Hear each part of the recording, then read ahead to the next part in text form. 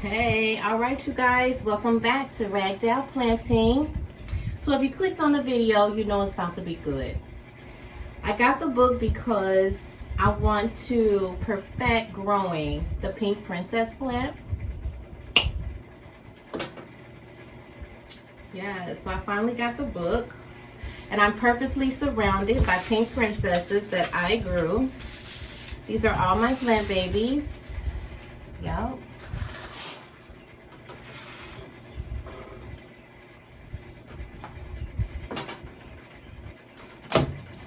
Get into it.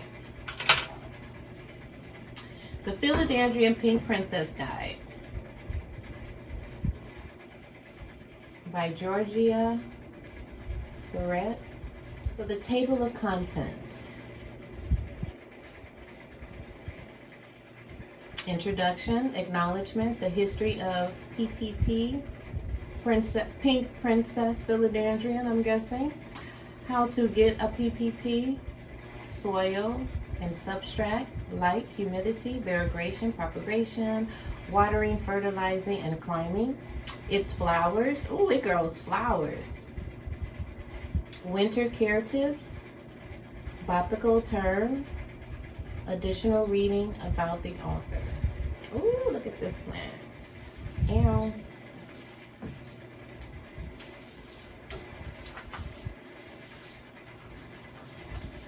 Okay, forward. This little book by Georgina Lorette is a delightful and attractive way to learn about a very special aroid. This pink princess has become a real sensation throughout the world. The enthusiasm for this beautiful philodendron is fed by the tremendous increase in the interest of aroids in general throughout the world.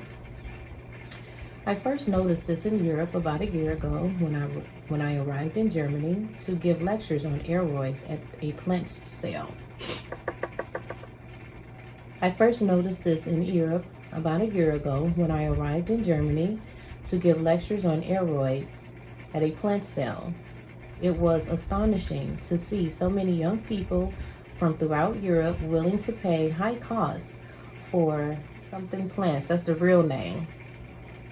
Social media fuel much of this rapid increase in activity with aroids, especially images of interesting plants.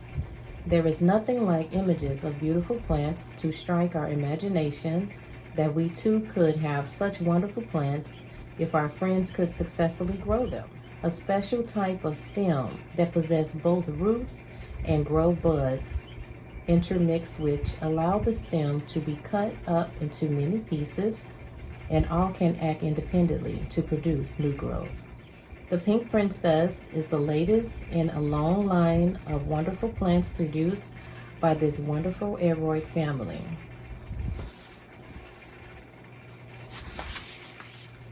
Introduction. When I ordered a 4-inch philodendron plant, When I ordered a 4-inch philodendron pink princess from Logis in February 2017, I had no idea all the things I would learn. I now have anywhere from 7 to 30 PPPs in various stages of growth at my 1-bedroom apartment in Washington, D.C. This book gathers all the information I've collected so far. Most of this information is from my own personal experience carrying and growing PPP in my apartment. Whenever possible, I reference academic articles. I hope you take a moment to look at the reference in the back of the book. They're extremely helpful. So yeah, kind of she's just been growing like I have, you know what I'm saying? And learning. The same words that she've used is in my description. Yeah, acknowledgements.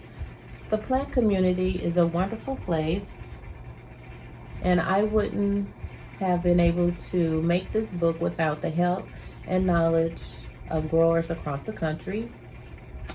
Thank you to Dallas. Okay, we're not going to do the acknowledgements because everyone involved in the development of the Philodendron Pink Princess is either deceased or signed a non-disclosure agreement.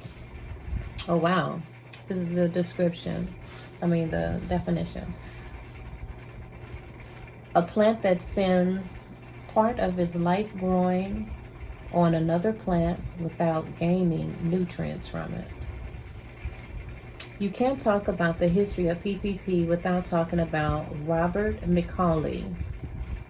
Some of his best known philodendrons across include Painted Lady, Macaulay's Final, and Prince of Orange, because all of these plants are within cluster the third. They likely have related backgrounds across Mr. Macaulay Productions, thousands of hybrid seedings, and the first princess was born. It's likely this happened during the tissue culture process because there are so many opportunities for mutations to arise. Eventually, someone got their hands on this plant and started cultivating it for retail in the 1960s. It appears that PPP is a cross between aerobics and Wendell tissue culture, a micro-propagation technique that uses cells from a plant to grow hundreds of plants in the test tube. This makes it possible to sell the plant for a significant lower price. And that's what I do. I sell my babies for a lower price just so everybody that loves the Pink Princess can have one. Because when my very first plant that I bought was over $100, close to $200. That was back in the day. That was like a few years ago. But now it's like everybody has a Pink Princess. But with me, I grow them myself. And yeah, like I said, I make them available to the ones that can't afford those real pricey ones. And then some of my plants even have 2 stems in them. Like this one. This one has 2.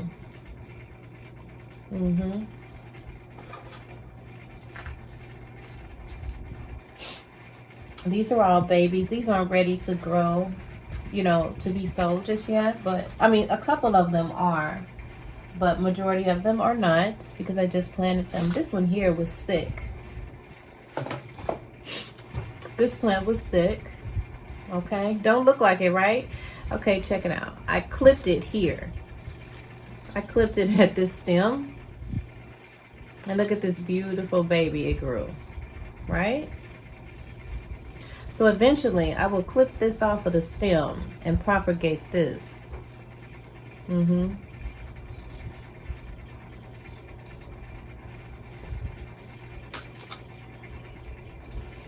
This one here is brand new. Brand spanking new. Too soon to be sold. But she's already huge. This is a 5-inch pot. And when I can see the roots along the pot, that's when I know that she's doing good. Her roots are moving around in the pot gracefully. Let's continue. Okay.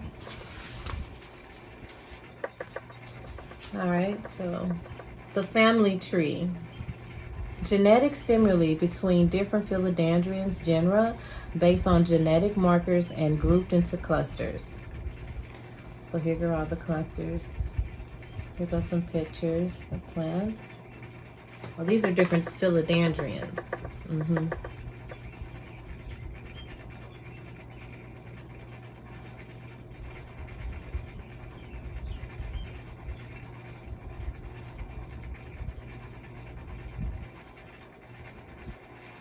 I've seen the painted lady too. I'm gonna get that plant. I like her too. She's pretty.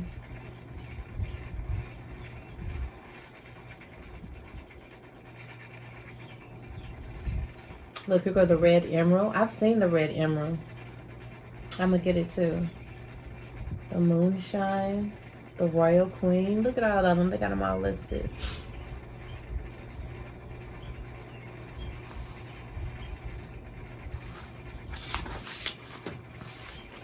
Okay, how to get a PPP from Red Dell Planting on Etsy. All right. It pays to be painted It pays to be patient when searching for a plant. It's often less expensive and stressful on the plant to buy from local sellers instead of shipping from afar. How much will you spend? Houseplants and especially this plant are constantly shift in value depending on where you are and what's available in your area. Certain plants in Europe are starting to carry large numbers of tissue culture, PPP, so the price has dropped as low to $30 in some regions. In the US, prices can range from $150 to $300 for a 4-inch rooted pot, depending on the number of leaves, size of the plant, and quantity of variegation. Gabrielle Plants, Longis, and NSE Tropicals are my top 3 recommended nurseries. They are also great places to meet fellow plant people and trade cuttings. Oh yeah. Yeah. Facebook groups and marketplace. There are wonderful places to find plants from both hobby and professional growth. I also strongly recommend researching the sellers to make sure they're in good standing with the community. Unfortunately, there are people out there in it just for the money. Be aware of scammers. Simply search the seller's name before you purchase from someone new.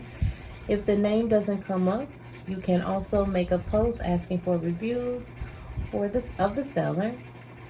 Post positive reviews too, especially if you decide to buy from someone with a iffy review history. Sometimes mistakes happen. Now that happened with me. Woo-wee. You all should have heard what this plant person said about me one time. They purchased my pink princess. They called my plant a specimen. I'm gonna put a picture of it online. Because although I felt some type of way because they were talking about my plant, I took the criticism. I noticed the criticism too, and tried to up my game as far as purchasing plants, because I don't want people to be unhappy when they purchase my plants. I do want people to feel like they got their money's worth once they receive their plant from me. So I took it with a grain of salt. I'm gonna put it in there. He was mean, honey. Maybe not even mean. Maybe just, criticism. Oh, and by the way, he never mailed the plant back. Okay, PPP purchase checklist. If it's an unrooted cutting, does it have a node?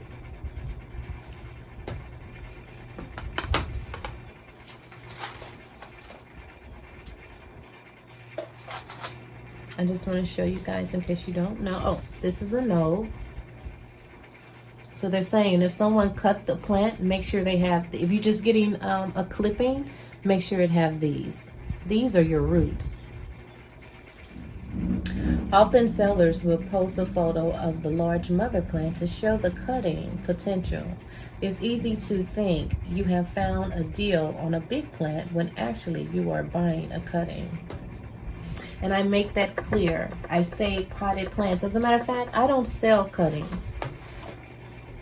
I don't sell my propagations because they don't have any roots. And then by the time they make it to you, who's to say if it'll make it? I prefer to sell a plant. When you receive a plant from me, it's a plant. If the picture says plant sold as is, this is the plant that you are receiving. Whatever picture that is.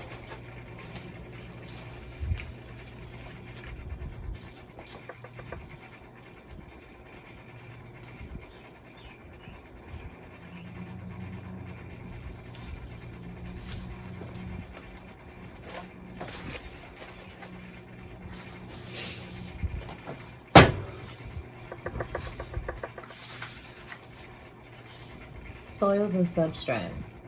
When you think about soil for a plant, you should consider where it grows naturally as well as the condition of your home environment. Philodendrons mean tree lovers. So think about what the soil might be like under a tree. Mostly wood, bark, and leaves. Wow, that's so funny because I have bark in my root, in my potting, see? the twigs. Because in my mind, when I plant my plants, I never wanted perfect soil, because when you think about it, the ground isn't perfect, and it's just what the book said. See, I knew that was true. Also consider that these plants want to climb, so they don't need nearly as much soil. Usually a combination of the ingredients listed on the following pages. It can be entirely or inorganic materials as long as you fertilize regularly. Good substrate is less about what minerals you use and more about ensuring the soil is nice and airy. Oh, I always say that. Make sure, I like for my soil to be nice and flowy and fluffy. Fluffy is the word I use, but that's what I mean, airy. I mix my own soil with whatever I have on hand. Substrate, the medium you plant the roots in, can be composed of 100% soil or 0% soil. Inorganic does not contain nutrients. The perfect aeroid mix: bark, perlite, and soil. Oh my goodness! I'm already on the right track, you all. I'm already on the right track. What's in my soil? Bark, perlite, and soil. What soil do I use? I use Miracle-Gro and I use worm casting soil. Okay, I'm already on the right track. Let's continue. So this is moss. It's important to buy high quality soil, both for the benefit of the roots and also to avoid pests like fungus. Orchid bark doesn't hold water well, but greatly increase airflow.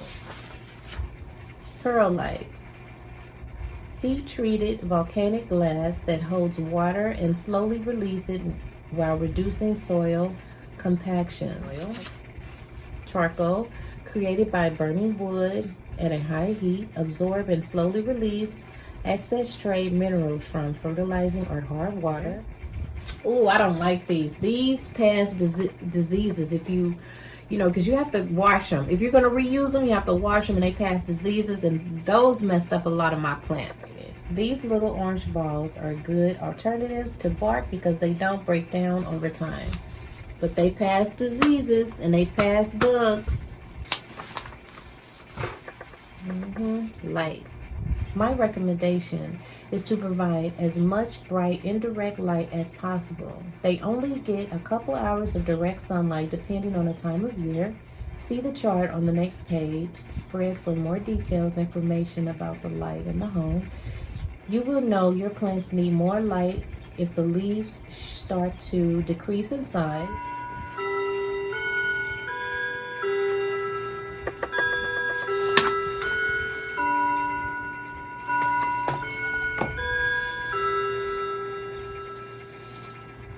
This one got 3 stems.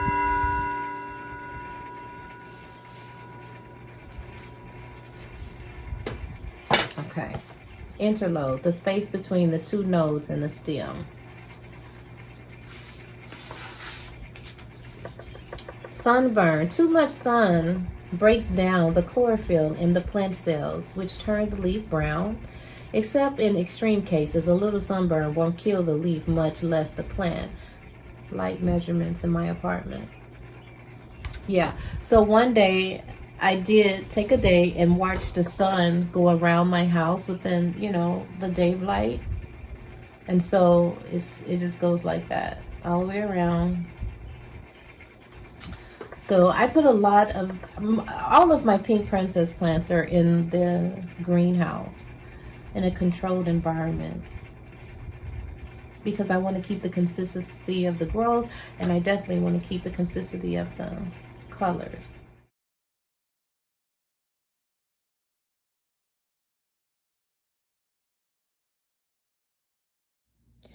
All right, ladies and gentlemen, I just wanted to show this beautiful pink princess one more time. I just brought her up from the greenhouse because she just got sold on eBay. They saw those pink leaves. They couldn't resist those pink leaves. And there's 2 stems in here. Check her out. Look at that. She was super happy. Excuse me. She was super happy. The only thing though, look. So I hope the person that purchased this plant don't get too upset by this. This was, it grew too tall up to the plant lamp and burnt that beautiful tip. Look at that. And the leaf was pink. So I hope they don't get too upset about that. The plant was $120.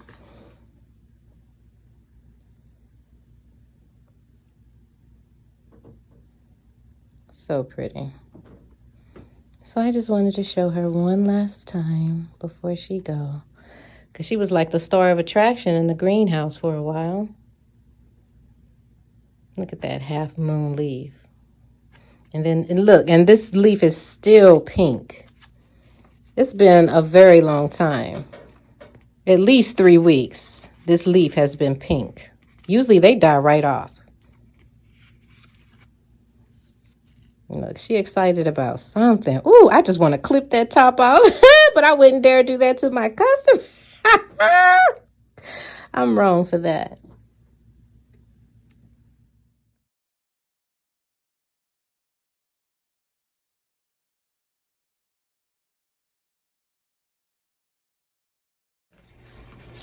Humidity. I always recommend high relative humidity while your new plant adjusts to your home. You can easily increase the humidity of an area by adding a humidifier, though it's important to have good air circulation or you can run into fungal, bacterial, and pest problems. So I guess she measures her humidity in her apartment. Wow. I have a humidity set at 70% with a mist pointed at my neediest plants. In the winter, I run a humidifier 24/7 and I still have trapped leaves issue with some plants. That's what she's talking about. Let me see. I see it all the time, but I let the plant do what it's going to do. Yeah, she's talking about this part here. Not letting the plant go.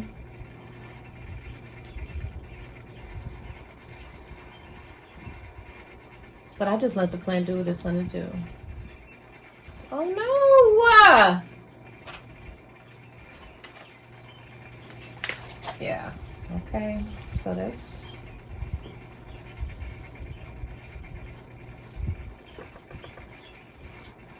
how to free a leaf in 3 steps. Variegation. Let's be honest, we all want one thing about this plant, the pink. The unexpected and exclusive coloring has drawn the fascination of people around the world, but there are drawbacks. What causes it? The variegation is determined by the cells within the plant, and there is nothing you can do to manipulate those genes other than inducing new growth points with pruning. It's worth looking under the leaf to examine the difference in variegation compared to the top of the leaf. See how these are all bright green and pink, and these up here are dark, like burgundy and then pink. Yeah. But here's one that's really, really pink, and the whole leaf is almost like that. And then you see these are much darker. You would think it's a low variegated pink leaf, but it's not. It's like she said, it's according to how the plant wants to grow. Like these are really bright, but these are really dark. And they all come from around the same plants. This was one plant that I did all this propagation on over years, of course. As it grew, I kept clipping. As it grew, I kept clipping the babies. Here we are today. And plus, I sell them, so I can't keep up with them.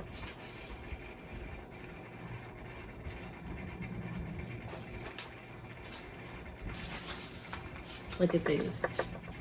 And I've had all these. I've had all these colors within these plants.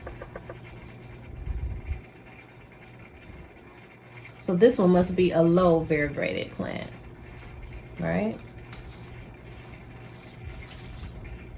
Look at that. She resembles this one up here at the top. I've had those type of leaves. I've had them all.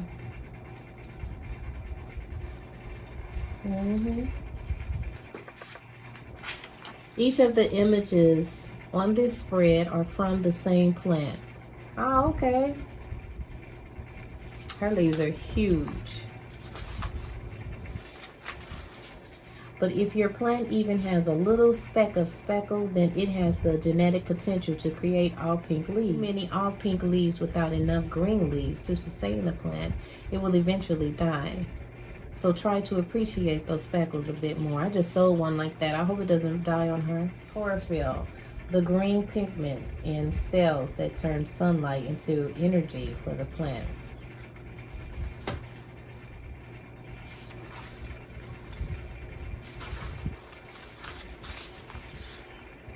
Propagation, the baggy method. Tips.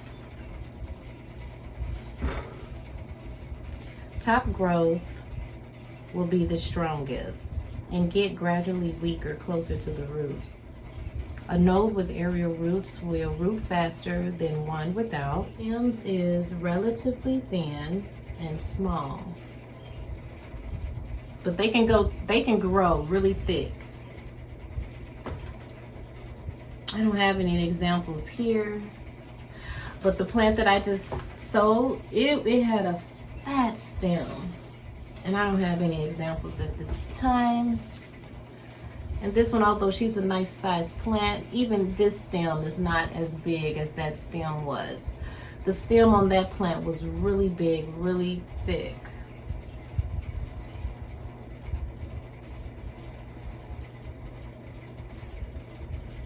She's pretty.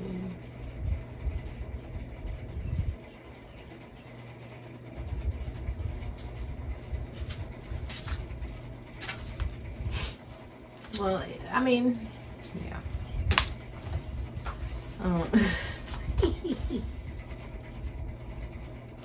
And it shows, like, you know, the immature plant, the mature plant.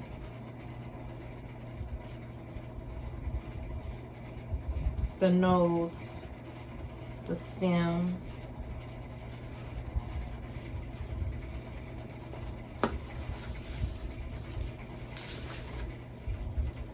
This is her propagating her plant. Which I love the water methods. And I always use clear, like, vases or transparent pots, because light can get to it. Light can get to the roots. They produce stems faster.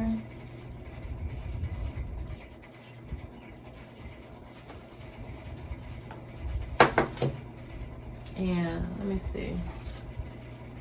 You can start seeing the roots as they grow. They come towards the light. Look at that.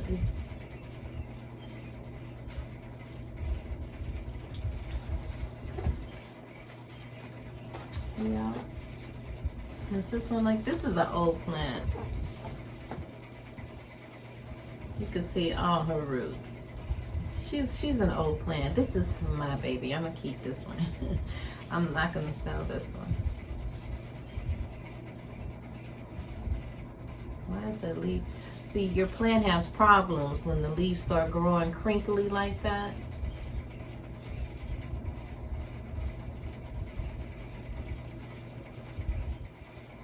I like to start at the bottom because that's where a lot of bugs hide. I don't see anything. Just because I don't see them don't mean they're not there.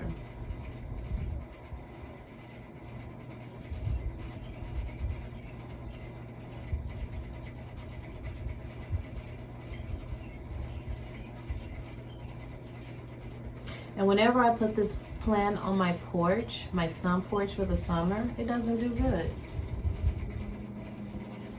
I have to bring them back into the home. Look at all that color on that stem.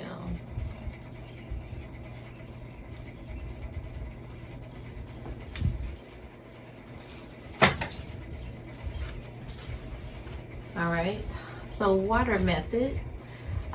I haven't had success with water propagation, so I stick with what works for me. However, there's no right way to propagate, so experiment and find a way that works best for you. Rooting gel contains the plant hormone that tells the plant to create roots. You know I don't do that. I just put them in the water and put them under my plant lamps, and nature takes its course. She says she hasn't had any experience with water. What? That's the only way I propagate is watering my plants. Okay, watering. And then she's got like a little picture of water containers. Okay. Caring for my plants is my favorite time of the day. Mine too. Like you can forget about everything when it's time to water those plants. Clip your plants and just take care of them. Okay, because we have enough sound coming from the ceiling fan. Anywho, I love watering my plants. Sometimes it could take all day for me to water my plants. So anyway, that the more you put into plants, the more they give back to you. That is so true. I water based on the weight of the pot. I do too sometimes. But this technique takes time to develop, so be patient with yourself. Also, you can use a water meter. In the beginning, I was watering my plants too much. So I would use this, start sticking them in the pots, and this will tell me if they need to be watered or not. And it has dry, moist, and wet in there to let you know what's up. Don't leave water sitting on the bottom of the pot, as it can kill the roots. Yeah, I always recommend that, to pour the water out on the roots. Ooh, her plant is so pretty. Her stem is not as thick as mine have gotten, but her leaves are bigger than what mine have ever gotten. My leaves have never gotten that big. Probably because I'm always clipping them. I've never really let a plant just, grow. So this pot here, I'm just gonna let it grow and see what it does. I'm never gonna clip it, right?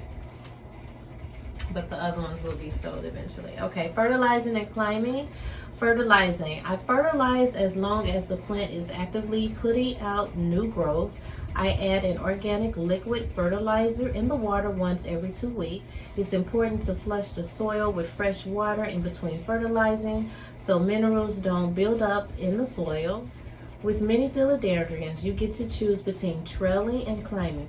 Look, she said, Big Mama, all ready for winter in a fresh new pot with plenty of stakes to climb. I know that's right.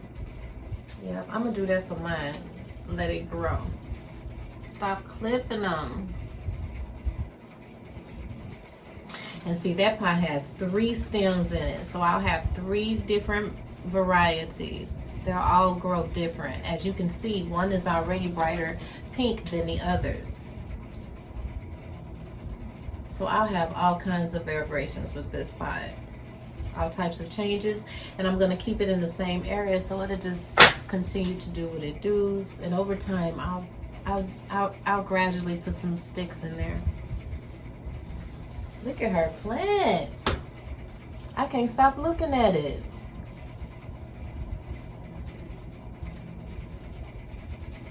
It's so pretty. Look at the flower. The flower looked like my moonlight. I did a video on my moonlight philodendron not too long ago, and look, it's got the same flower. My moonlight grew a flower that looked just like that.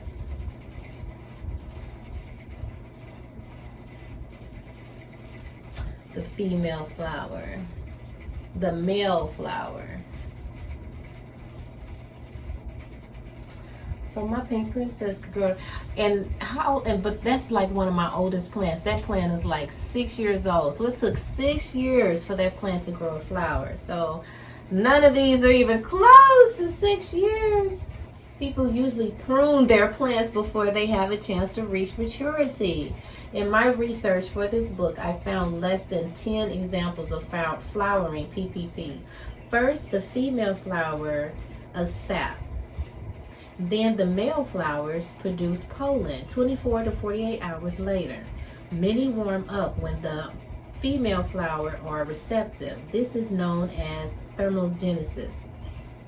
They likely do this to attract nighttime pollinators. What? Winter care tips. Look at this. I would never send that to nobody. That's not a plant. I've seen people sell plants like that, and I think that is just so ridiculous. That's so greedy. Up the humidity. What I do, I spray all winter. Avoid propagating. I propagate all year, baby. Don't play with me. But that's because I have a controlled environment. I have a greenhouse, so I can manipulate my plants. I do it all year. If you do prop in the winter, a heating pad and propagation box are critical. No, ma'am. No, ma'am. We don't do that here. And I don't even fertilize during the winter, okay? Yes. We don't fertilize during the winter. We use water for the propagation over here. I spray my plants. I do agree with the humidity. When those tips start getting rusted, as I've shown on some of my past videos, they need to be sprayed. That means your air is too dry, too warm. In the heat, when you're running your furnace, it takes out all the moisture in your house. You can get a huge pot, and just boil water and let that humidity just go through your home. That'll help too until you get you a humidifier. I've done that plenty of times. Then also, you will know when your house has humidity in it, because when you breathe in the air, your nose won't be dry. You can actually smell the water in your home when you're using the pot method on the stove. These are all the terms, but I read all the terms as we went through the book.